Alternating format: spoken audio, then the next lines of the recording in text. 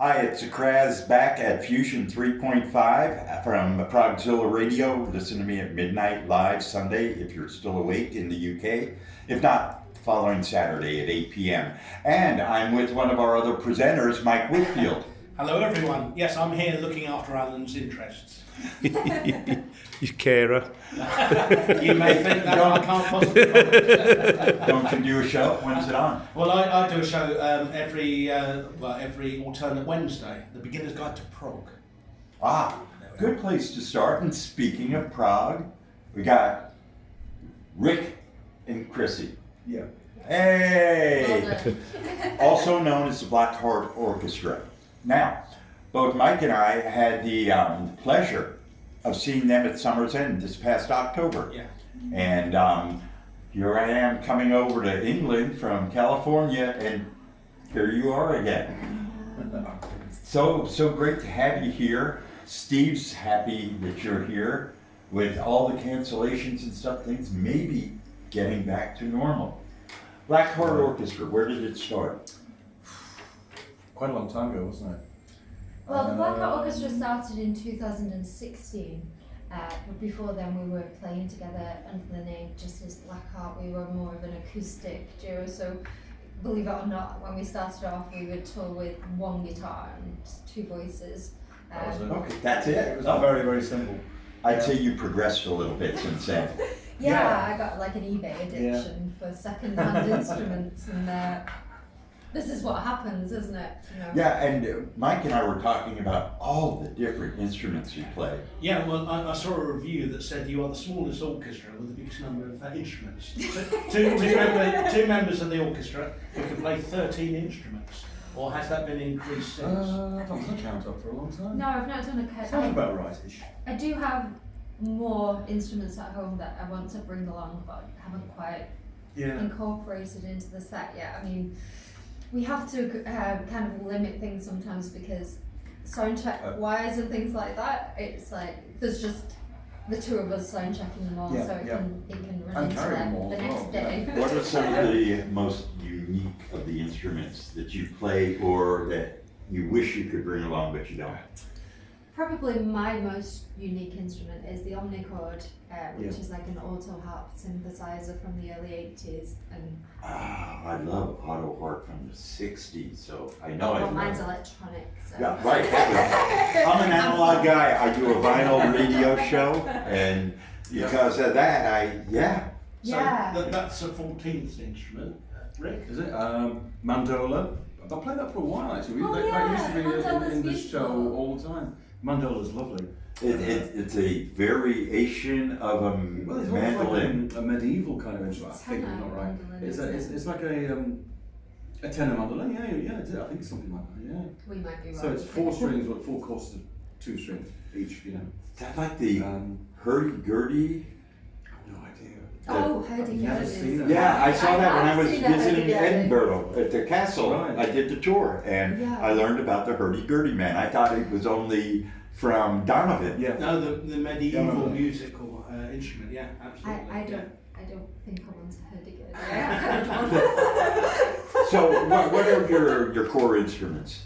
My core instrument is guitar. I've been playing guitar since I was 11 years old. But really, it's an instrument I use very little in the band these days, which is weird. Everything else has taken over.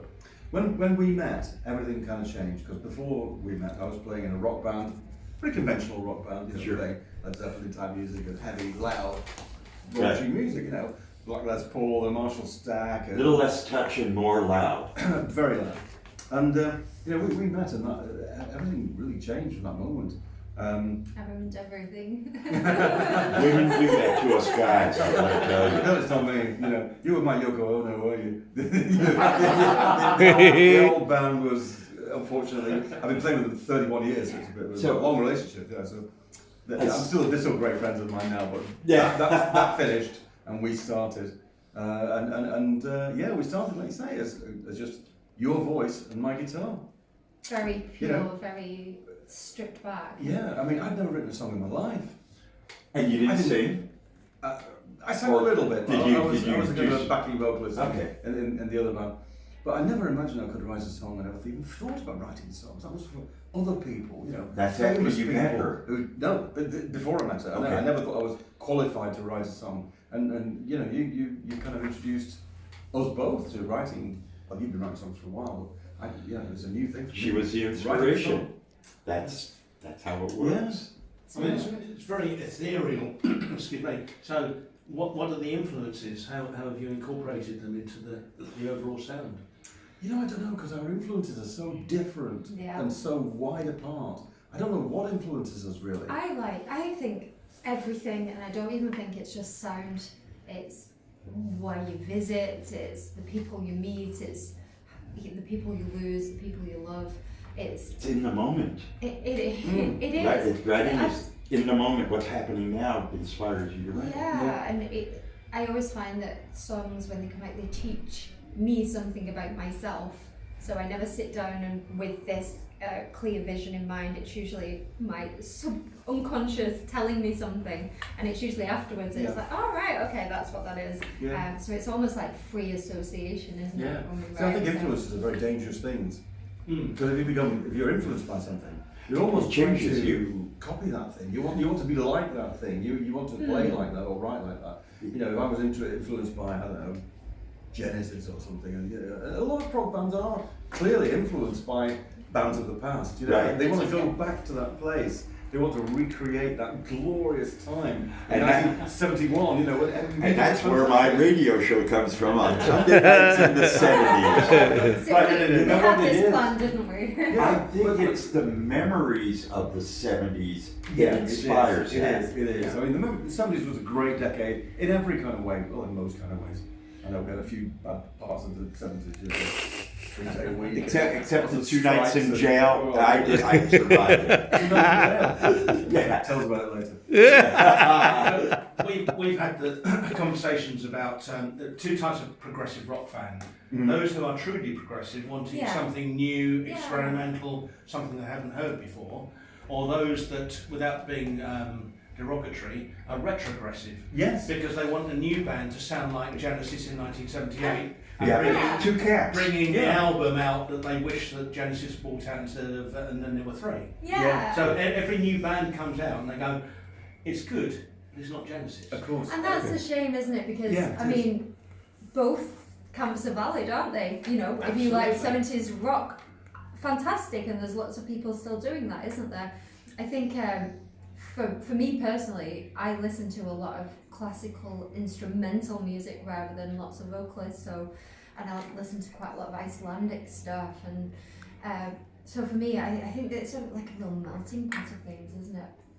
You're quite a weird object, aren't you, really? Says him. But I heard comments this evening about people saying that vocally, there are elements of Kate Bush, that it has the fragility and the powerfulness of the vocals. Now, you don't deliberately go out to be like Kate Bush, No. but that's what people are picking up, you know, from the music. Yeah, and those 2 words are great. I think they Well, describe Kate Bush it's very well, as well because as describing Chrissy very well. Anything new that you hear musically, you need a reference point. Yeah. You have to have a Yeah. reference point. It could be like in Mike Oldfield's Tubular Bells when you hear something going round and round. Yeah. But you have to have a basis to build from. So we compare. We do. We do, it's unavoidable, isn't it? Yeah, and there's Yeah. nothing wrong Yeah. with that as well, because it helps you paint a picture for somebody who doesn't know, doesn't it? It's similar to. He turned to me and says, "She sounds a little like Kate Bush." And I'll at take first, it. I sat back for a second, kind of sucked it in, and I went, yes, with a different edge to it. So That's nice. I'm glad there's Yeah. a different edge.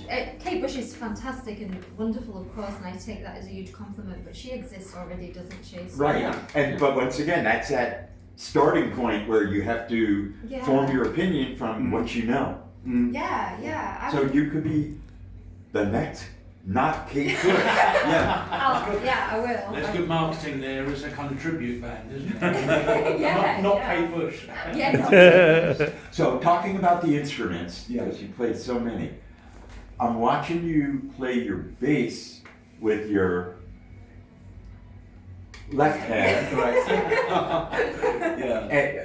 No, with your left hand on top, not No, it was around. underneath. It was underneath. It was underneath. It was. Yeah. And keyboards with your right hand. Yeah, piano with the left, with the right. I'm going, wait, there's only 4 strings or 5? Did you have 5? No, 4? Oh, traditional. Traditional. Oh, amen. Who needs a 5th string on a bass? Right. So I'm going, We'll go into that later. that's 4 strings. That's 4 notes.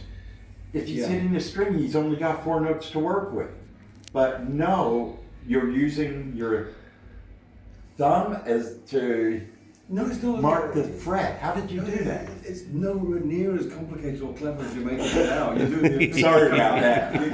You're making me look a lot cleverer than I am. All I do is I turn the bass up really loud, so that conventionally you would either finger play it or you would Right. pick play. I'm a finger bass. Finger bass. But The only. there's so much gain on the bass that just tapping the string on the fret makes a sound, and it actually makes a lovelier sound than actually finger picking it. So if you're hitting the fret, you're getting the note. Getting the notes, and you can pull off on some of the notes. You can flick the string off and get an open string. That's what you want. There's a few things where you can run on, and you can do quite a lot with one hand. Yeah, but you had like left brain and right brain going. He's got bass guitar going here and keyboard chords. Your chords on the keys. Now the difficult thing that I did wrong tonight, and I don't know if you spotted the mistake, but I spotted it. I thought, oh shit, why did I do that? I started trying to improvise with my right hand and not with my left. It was too much for one brain. Yeah. I went into it, I slipped, and I went straight back into standard way of doing it. A great story to I just have. kind of felt it's a good day. I like this thing. I'm you- going to just go for it with my right hand. It didn't work out. I tripped up. I didn't catch it. Yeah. I didn't You've catch admitted it. it here. No one else would have noticed. No one else would notice. Now everybody knows. Yeah, exactly. They're all going to be Oh, that's right. These You have recorded this. Now you're all going to go back to. You're going to watch the video. 27 minutes and 14 seconds in. Yeah, It'll be yeah. all over the internet. I mean, if you want to be a truly progressive rock band, then get a 15-string bass, but Yes. still only use the 4 strings. And everyone's going to go, wow, what a bass player. And then just for the heck of it, you pull out a bow, right? Yeah. Yeah. And you can hear the resin come across it, and you're going cello-ish. Yeah. In the middle, I couldn't find the instrument to tie it to its is a cello. unique. That's a range I'm playing in. I mean, on the albums, we use a lot of strings on the albums, and a lot of the strings that we use I love are strings me music. playing on a guitar. But it sounds, you multiply that up, 5 or 6 or 10 times to make a string section. It sounds pretty thick and it sounds pretty credible. But it has almost a sounds like darker an sound animal that is. than a real cello, but it has a raspier, slightly, more characterful sound than Oh, yeah, it the always, traditional string yeah. section would have. Do you play a cello? No, I never touched We one don't, live. but that's next. Double bass, That'll be stand-up next. bass? Never tried it, but I'd love to. 16th instrument then. We need it. Yeah, We right. need it. We need Another it in the instrument. van, don't The we? trouble is we couldn't get one in the van. No, we need it. Yeah, The those trailer, things are the trailer. big. Yeah. Yeah. So it's that texture. That's the thing, Yeah. isn't it? It's about the sound and the texture. I'm Yeah. guessing that's Yeah. that's what. Yeah, it's You like the develop. atmosphere. Yeah. We Yeah. want I think to just paint becomes a some- voice, isn't it? They're all kind of voices, and they all have their own kind of characteristics, like people's voices. You recognise voices. Yeah. You recognise instruments from their voice. Yeah, we like the songs to have like a atmosphere, like a colour that. Yeah. so An that- aura. Yeah. An aura yeah, about yeah, it. yeah. So you can- We only got a couple of minutes left. How can our viewers, listeners find your music? Our website is theblackheartorchestra.com. The Blackheart Orchestra.com. .com. We have Facebook, Twitter, Instagram, Patreon, Spotify, everywhere. Are you on search us. Bandcamp? We're on Bandcamp, yes. Okay, Yeah. and all our listeners, we're always talking about Bandcamp. It's Bandcamp's a great great. place to go get music. Agreed. Artists get a good share, especially when they have, what is it, Bandcamp Friday? Yeah. Yes. Yeah. Yes. They don't. Yeah. There's no. They don't take any commission on Bandcamp Fridays, which is always helpful. That's nice. Yes, it is. And coming out of the pandemic, it's time to go out and find some live, new music that you haven't heard before. Hopefully you heard it for the first time here today Yeah. at Fusion 3.5. And lastly, when is the new album out? August. August, yeah. August. Perfect. Awesome. On Bandcamp. On Other Bandcamp. On platforms. Bandcamp. Yes, yeah. And I know the Progzilla presenters will be all over it. I'm the Krazz. Thanks for tuning in, enjoying the stream. The man behind the camera, Steve, it's his show. He's put on a hell of a show. And support it. Come back again next year to see more. We'll go back to the festival, and I'll see you next time. Thanks for having us. Thank you. Bye-bye.